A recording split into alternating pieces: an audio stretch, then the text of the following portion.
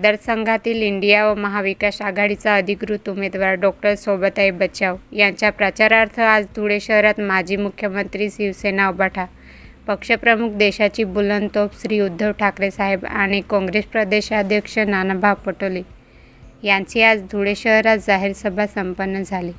हिंदू हृदय सम्राट, शिवसेना प्रमुख वंदनीय बाळासाहेब ठाकरे यांचा वारसदाराचे जाज्वल्य विचार ऐकण्यासाठी हजारोंच्या संख्येने जनसमुदाय उपस्थित होते. यावेळी दोन्ही मान्यवरांनी भाजपवर हल्लाबोल करत इंडिया व महाविकास आघाडीचा उमेदवार डॉ. शोभाताई बच्छाव यांना प्रचंड मतांनी विजयी करण्याचे आवाहन केले.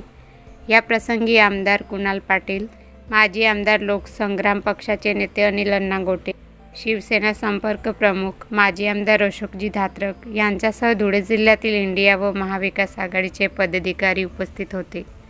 प्रतिनिधी अहिरे परशुराम.